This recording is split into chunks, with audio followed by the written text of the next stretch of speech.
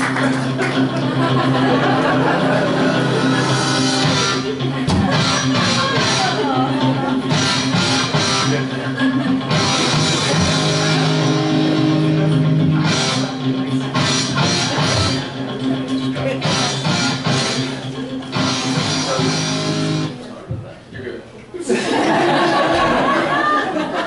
hope that was a good way to break the ice. I know sustainability is sometimes it can get very deep and like talking about numbers constantly and what are you doing and how you're measuring, so I figured that would help us all out. Typically, I talk off the cuff, but we're going to get into some numbers today and some metrics of how we track things. So I'm going to read from some notes. So don't take it that I don't enjoy looking out into the audience all the time. I want to make sure that I remember what I wrote down. I first want to thank Jim. Thank you very much. I want to thank the entire staff out here from Appalachian State University for coming out today, for recognizing how important sustainability is today in 2015, not only here at Appalachian or in our high country, but across the entire world.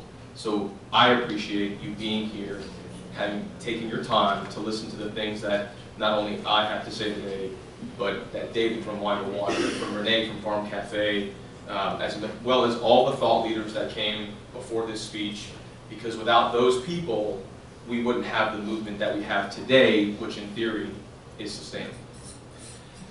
All right, so just to get into it, my name is Sean Spiegelman. I'm 39 years old.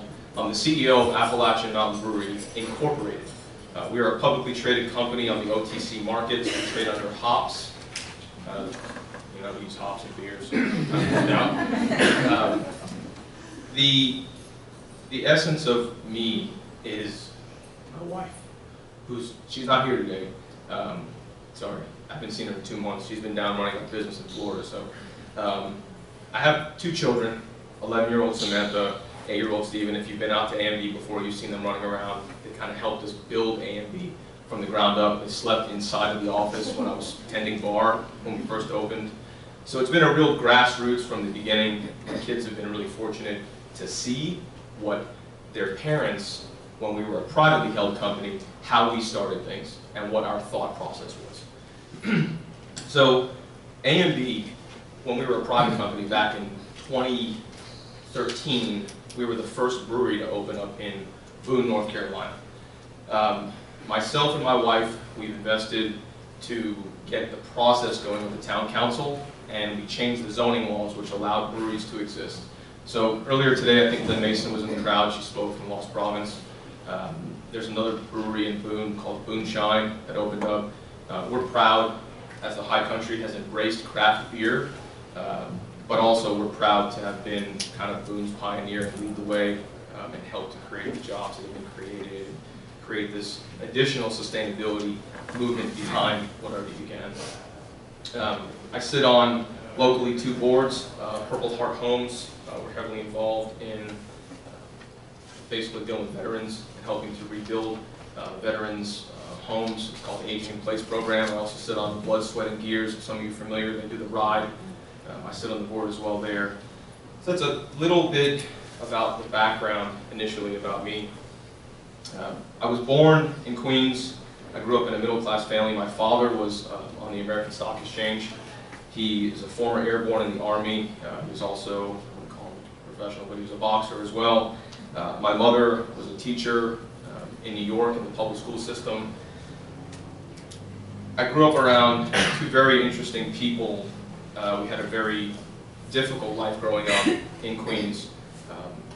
Seeing my father go through what he went through as a stockbroker on the American Stock Exchange played a huge role for me as an individual standing here today as a CEO of a publicly traded company.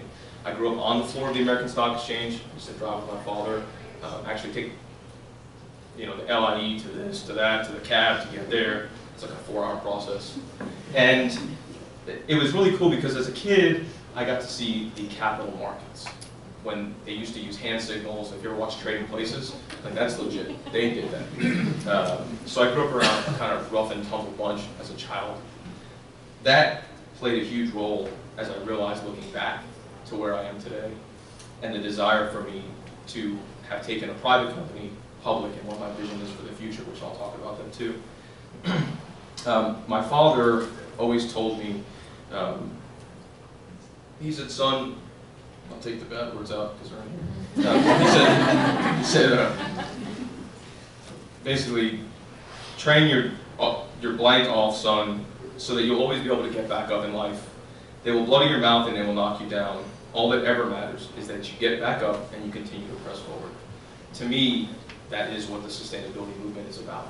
It's about all of us collectively as a group seeing how important it is and continue to press forward no matter what the challenges are. If you don't meet the metrics, it's always about just being better, right? So as a moving forward in my life, I, like David Cuthbert that you talked to earlier, who's a special ops in the Navy, I was in the special operations program in the Marine Corps. So I was a recon Marine in the Marine Corps. It was a phenomenal experience, and it kind of did me really well, learning about the ability to endure in environments that you should not be able to typically endure in. And no matter what the challenges are, always being able to push forward. I am a disabled veteran from the United States Marine Corps. I was injured in my knees, and I have a bunch of different service-connected disabilities. That has kind of played my desire working with the Purple Heart Homes, which deals with veterans, plus we do privately a lot of donating to different veterans organizations. As you can see on my phone, we carry the Wounded Warriors. We're involved in that project as well. I hold a bachelor's degree in organizational communication. At the time, it seemed like a great thing to do because I didn't have to study that hard to get it. Just being honest. Good one, Sean. So I got it from Florida Atlantic University at the time. It was a really small college. It has grown substantially since they instituted their football program. I go back there. It's so wonderful to see in Boca Raton, Florida, what they've done as a college. They don't come anywhere near leading the country like Appalachian does in sustainability efforts, but I'm still really proud to see the things that they've put in place that have made them more sustainable. My background also, I was in the real estate construction development business for a long time prior to moving to Boone. I myself, as a project manager, owner's rep and developer, did about $300 million worth of real estate development, construction projects, managing the market tank, as all of us very well remember. And I got involved in foreclosure markets and built a business there, and that's why my wife is not up here right now, because we still have interest down there. So she kind of helps and I help going back and forth dealing with stuff. So that kind of rounds out the who Sean is, the driving force as the point of the arrow, so to speak. But behind me is actually all the energy, that actual bow that's being stored, which is all of our employees. Every person that touches anything that we do at Appalachian is the reason why I continue to have the energy every day to get up and make the sacrifices and push and make the things happen that we're doing. So you say, okay, Sean, now about the sustainability, what's the deal? So our mission statement, which Nathan Kelishek, who's an Appalachian alum, who's also our brewmaster, who was involved in founding the company with us, he's not here right now, but he actually wrote this mission statement, and it's, as the Appalachian Mountain Brewery, now its companies, our mission is to sustainably brew and produce quality beer, cider, and food in hopes to support and vitalize the community of the Appalachian Mountains, as well as lead the country, by example, towards fulfilling the potential that we all possess. Our founding principles, separate of that mission, have become community, sustainability, and philanthropy. It's on everything that we do. It's on the back of my shirt. It's on pretty much you name it. I'm here today to talk about the way it actually works, which is community and philanthropy are tied in one, and sustainability comes after that. Because without the two, we don't believe we would be a sustainable business, and we would not be sitting here today in front of you. So, in 2014, I went up to Boston and I competed in what's called the Startup Brewery Challenge, hosted by Brewbound. They're like the internet leader of communication in the craft beer industry. They tell you what's going on constantly, report on everything. I went up there, it was a national call out for people to apply. It was a big application process. They notified me that I was one of, they had 10 slots, they only chose 9. So I got in the car, I drove up there, it was like 15 hours, filled the back of my car with beer, and I put all of these bottles, which were the first Revolution bottles. It's the project that we did with Blood, Sweat, and Gears, where we give all the money back to BSG, and it helps to fund things that BSG does. So I went up there with the beer, it's kind of like this, on the other side of the stage, there's a panel here, and the bottom line to it was, showing you have 3 minutes to present your entire business. That was a very difficult one for me. And they sampled the beer at the same time that we did this. So they go, they sample the beer, I do the presentation, they ask you questions, and they don't tell you anything. They're like, okay, you're done. And the mic actually shuts off in 3 minutes, so you're gonna go talk, and it's like...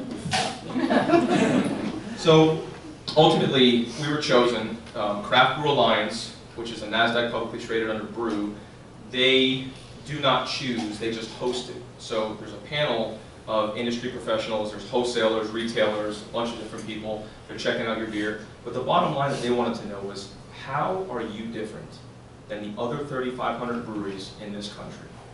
How are you going to be competitive and be sustainable and show that you have the ability to go to where you want to go to? So ultimately I presented it, there was a screen up there, showed all the stuff we're doing. And we won, fortunately. We won the People's Choice, we won the Judge's Choice. And at the end of that, I said to Andy Thomas, who's the CEO, I said, look, we won the ability to go out there and brew in Portland, and it was a 10-barrel batch of beer, and we have a 10-barrel system. And I won't use the words that I said to him either, because they're not appropriate, but I was not completely interested in that. I was interested in a larger partnership of how I could partner my small, publicly traded company with a large, publicly traded company, and how I could share resources, drive shareholder growth, drive the value of what I feel Appalachian could bring to craft brew, and then what craft brew could do for Appalachian. So, long time going back and forth. Eventually we formed a strategic partnership, it was announced, and it was basically about that. It wasn't an equity swap or anything like that. It was just, hey, let's work together and let's try to find a way to do this so that everybody can win and we can be stronger companies. They're an extremely sustainable company. It's really interesting. I'm going to get into that part of it as I drop down. Basically, if you don't know about A&B, we're located on 163 Boone Creek Drive. We are about 4,000 square feet or 5,000 square feet collectively. We are on the confluence of, I guess, Hodges and Boone Creek on Boone Creek Drive. And we have spent a tremendous time rebuilding that area of town. It was an area that had like 8-foot tall weeds around the project. It was an old welding shop, and it was an awesome place that my wife and I saw our vision could be affected, and that we could do the greatest good for our community here. We always want to succeed and grow, but we didn't have kind of like in the mindset, it wasn't like, hey, we're going to go here, we're going to go to Boone, this is what we're going to do, and do this, this, and this. It's just a vision of, if we could touch people one pint at a time with a product that does have enough gross margin in it that we can give back to the people that give to us, that we have something that would be sustainable, regardless of the solar panels that we have on our roof, regardless of the fact that we reclaim our water, regardless of the fact that we refurbished all of Hodges Creek, all of Boone Creek, we replanted all natural plants out there, regardless that we haven't painted our ceilings, and when we have painted, it's with low VOC paints, that everything is CFL. We've used, I mean, if you've been there, you see like the pallet wood that's in there. You know, so we repurposed all of the furniture that was being used for the welding shop to build our bar, which we've since redone at this point. But we used everything that we had and just beat it up as much as we could before we had to go and buy more, right? So that's the basis of when you go to Appalachian Mountain Brewery, you know, all the water that you see that comes off of our roof, it sheds into the rain gardens that are around the brewery. You might not notice it because they're grown up, but they have special soils in there and special plants. So all the water that comes off, it actually filters through our system before it hits the creek, which affects the fish, and then everything goes downstream. So we're good stewards for the people that we don't even see, that eventually that water affects them in their aquifers. The next piece is that we made a decision, as some of you know, to open up Appalachian Mountain Cidery. So it's a production facility. It's added a new line to A&B. We offer probably 8 different varieties of cider. We are a certified Appalachian sustainable or agricultural partner in that program. We buy a large portion of our products from local farmers that are apple orchards. Some of them are 3rd and 4th generation old. So we're pretty proud about that. Trying to affect, when we're investing revenue, that people are being affected by it as close to the epicenter where we're located. We've also opened up the food truck. Some of you have been out there. Danny, who's sitting in the back, slept on my couch after he broke his leg. He was working at Appalachian Ski Mountain, and you know, we had this vision of starting something that we felt would be really difficult to do, but we believed that we could do it nonetheless. So it was actually to make a food truck, be able to survive in Boone, because none of them have been able to do it yet. And we used the brewery, obviously, as a point to provide food for the customers that come there. So it's helped to make the entire process sustainable from a business model. Because if you don't make the money and the lights don't stay on, it doesn't matter whether you have solar panels on your roof or not. It's not relevant. Farm to Flame also has very similar to NB. They've got programs. They reach out to farmers. We're involved in the agricultural community heavily. We do not buy all of our products locally because sometimes we cannot, right? And we tell people that's what we do. We do compost our wares that we have. It's like a 50-day life cycle, I believe, and then compost. We also use biodiesel when we don't drive very much. We use biodiesel for the fuel. It's on the food truck. It runs off of our solar panels when the sun is out at A and B. So it's the solar panels are basically helping to offset any additional kind of pressure on the power grid, so to speak. And it's been a really cool process to see how that's grown and how Danny and the rest of my team, but specifically like being up in my house, you know, my wife screaming at me like, it's 1 in the morning, you need to go to bed, what's to do? So like I look back at that and I'm just like, you know, that's what it takes sometimes in life to get to that place. So we are now 3 wholly owned subsidiaries: Farm to Flame, Appalachian Mountain Cidery, and Appalachian Mountain Brewery, all underneath Appalachian Mountain Brewery Incorporated. I talked about the Craft Brew Alliance relationship and kind of what we're doing and where we're going in the future. So we did an alternating proprietorship, and we also signed a master distribution agreement. It's been out there in the public. Some people were out there saying that Budweiser bought us. It's the furthest thing from the truth, but that's what people do, and that's fine. That's why I'm here, to make sure that the reality is actually presented to you. So we are at max capacity at the brewery, and we need to find a way to be able to brew more. So it was illegal in North Carolina to do an alternating proprietorship. Now the laws have since changed recently, but when we did our deal, the laws weren't like that. So the best opportunity for us was this relationship with them to get more capacity, because they have a huge brewery in Portsmouth, New Hampshire, and we're the ones that get to brew on the system. So we are allowed to maintain complete independence as a company. We manage our brand, we manage our beers, we manage the entire process. All they're there to do is to say, hey, you're used to brewing on a 10-barrel system, this is a 100-barrel system. So let's work together so that you're not wasting your own money on the beers. So the exciting thing when I look at, not to get too deep into what like the all-prop means and what the master distribution agreement means, we have a national distribution agreement at this point. Are we nationally distributed? No, not at all. We're just in Western North Carolina, as much as we possibly can be. 2015, the remainder of this year, we're hoping to get capacity up and roll out to the rest of the country, and then rest of North Carolina, apologize. 2016 and beyond is focusing specifically on North Carolina. How do we invest first here in Boone, and then grow from here outwards?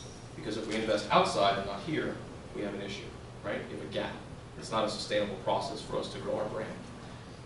So some of the benefits when talking about sustainability is at CBA's facility in Portsmouth, they offset, I know Kim was talking about they made a different decision, but CBA offsets all of its power with wind energy credits. They've installed the first on the coast of New Hampshire electric car recharging station, and they just started a new project where they're doing the same thing like New Belgium does to capture biogas to use it back to the brewery.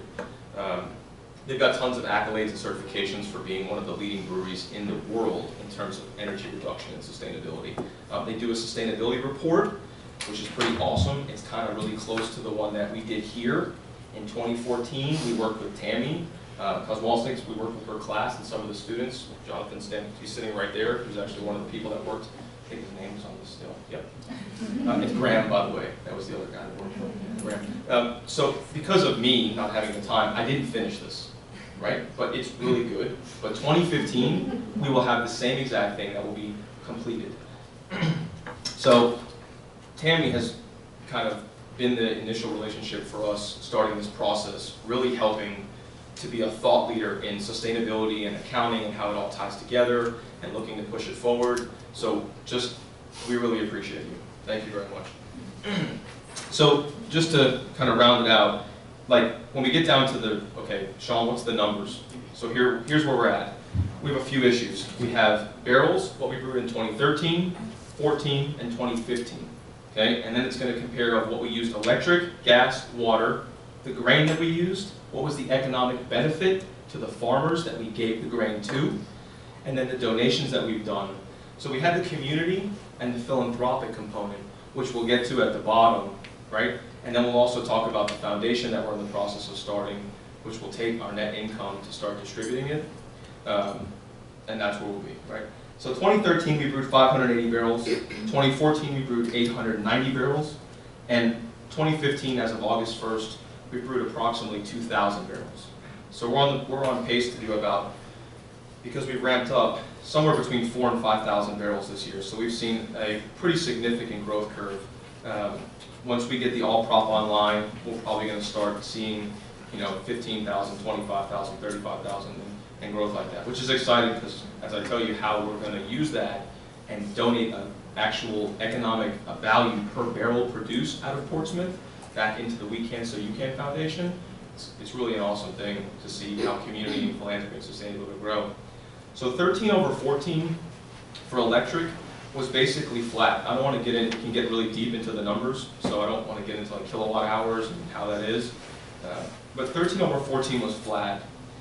In 15, we dropped our kilowatts used per barrel in half because of the massive efficiency that we're now getting inside of the brew house. Because it's still the same facility and you're just not using it as much. This kind of relates all the way down the line. So from 13 to 14, we only increased about 300 barrels, but we've already increased 123% from 2014 to 2015. And our electricity dropped in half. So that for us, in terms of a metric, is a great launch point to move forward. When we look at the reality of what we're spending, just real quick, we have the solar panels on the brewery. It's a 5 kW, which is 20 260 watt panels on top of Appalachian Mountain Brewery, which feeds the food truck and feeds the brewery. We do not get any value back from New River Power and Light. If we don't use it, it feeds back into the system. The economic return it's dismal at best. So our average bill at the brewery, running that whole facility, is about 700 and change per month. Sometimes 800. Now that's like collectively for the year when we extrapolate it out. So the interesting thing is, I tried to figure this out, we also have the cidery, which doesn't have solar panels. It's a different type of facility, similar in terms of its insulation and what we're doing, but our costs there are about 500 a month, and there's not a lot happening over there. So we have this facility that, because of those solar panels, is having a huge economic offset for our company in terms of the amount of money that we're spending, which helps us to be able to donate more money back into the community in a philanthropic way. So to move past the electric, we get to water. Water is the hugest component in beer. So 2013, approximately 233,000 gallons used as a company, not just the brewery, the overall company. 2014, 397,000 gallons. That's a 53% increase of 2013 to 2014. So in barrel usage. So when we moved from 2014 to 2015 and we increased barrelage by 123% so far year to date, we have only increased our water 134,000 gallons. So when I started running the numbers to try to figure out what we're using, we've saved 350,000 gallons of water in the process. And we've scaled 123% because of what we're doing already. Even when we started, we just didn't have efficiency in our business. So what does that mean, Sean? Well, 4 gallons of water per gallon of beer produced in an industry that 7.5 is the standard. One of the leaders in the world is Portland Brewery from Craft Brew Alliance, and they're at 3.5. So for AMB to be at that level, at our size, we're pretty proud about it. So we're working hard to improve it, just like the electric piece as well. The gas side of it, it comes really hard because we use a lot of different types of gas, and we have a big difference in the wintertime because we've got to heat the place. It does run on natural gas. I know there's some issues around all that, fracking and stuff, and I understand all that, so we're not perfect. It's not a perfect world. We do what we can, where we can, when it comes to sustainability. The last two components is grain. So we've not put one particle of grain into the landfill system in the high country or anywhere else. We've approximately used 300,000 pounds of grain at the brewery so far. Collectively, 13, 14, and 15. That's about 6,000 bags of grain at 50 pounds per bag.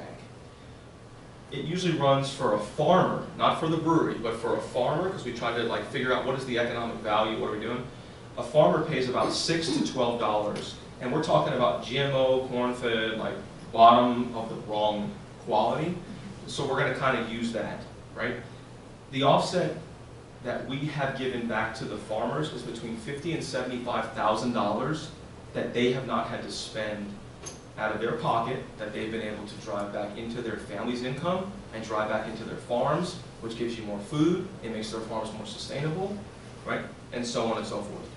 I was talking with Jeremy, who's our controller, we brought him on, he's an Appalachian grad as well.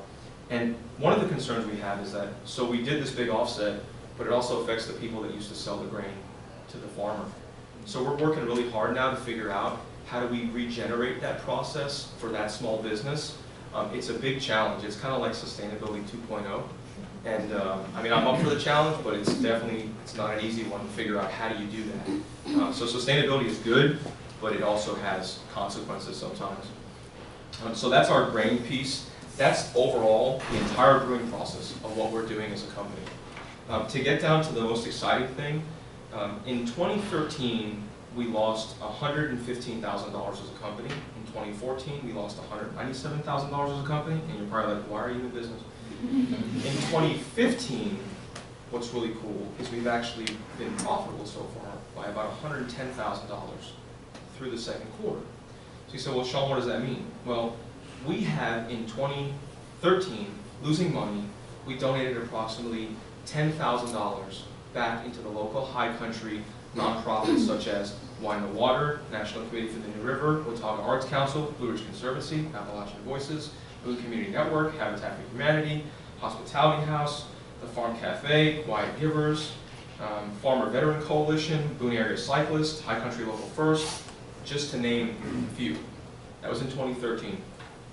When we get into 2014, when we lost $196,000, we gave back approximately $21,000. No, we gave approximately $21,000 back with our VSG project, and we donated to those people plus more. So then we get into 2015, and we're finally making a profit. So we're giving money back when we're losing it, because sustainability and community and philanthropy were the cornerstone of our business. So we didn't try to figure out how do we do it. We just said, hey, you got to do it. Okay, let's not figure out when we're making money. Let's just build it into our business model from day one. So in 2015 so far, we've given back approximately $11,000, which was 10% of our net income. We reported it on our public filings. It's available on OTC markets. And our plans right now for the rest of the year, we should be at probably at about $35,000 by the time that we're done. Now, if we do $350,000 in profit, that would be phenomenal. We would be really excited about that. But if we don't, it's not relevant, because we're going to continue doing what we're doing. Will we always give back 10%? I don't know. It's a benchmark for us that we try every day to attain. So going forward and wrapping up, my piece, our hope going forward with the alternative proprietorship and the distribution agreement is that we will be able to continue to drive shareholder growth, drive shareholder value. We hope to see that we will grow our revs, not by 100%, but probably by 200 or 300% per year. Okay, as we roll out our distribution network and we continue to provide high quality, great tasting beers like we do in Boone, but we do it to more people. So what does that mean? Well, it means we're hoping that in 2016 we have a goal of $50,000. In 2017 we're looking for $75,000. And 2018 is our high water mark right now, is we're shooting for giving back $100,000 to our local high country community, and those places additionally that we're distributing our products to. So the great thing about the AB network, or the Anheuser-Busch distribution network, is it's so built out, technology oriented, that we know exactly where every single piece and every product and every can and every keg goes to. So we can reach out to Greensboro, Winston, we can reach out to Wilmington, we can reach out to all the corners, find the right partners, and drive money as a community and philanthropic-based business into those communities. Which, at the end of the day, seeing the numbers, understanding the story, we feel that's what sets us apart as a sustainable, small business, and we're hoping that we will be a sustainable, large business one day. So to close it up, I appreciate every one of you coming out here. Thanks for taking the time. I know I'm kind of had a lot to go through, but we wanted to take the opportunity to kind of get it out there to everybody that's here. I know you're all interested in sustainability. Your students are definitely interested in sustainability. If you're interested in working with Appalachian Mountain Brewery, please, we're an open door. Just reach out and we'll be interested in working with you. So with that, we appreciate you very much. Thank you.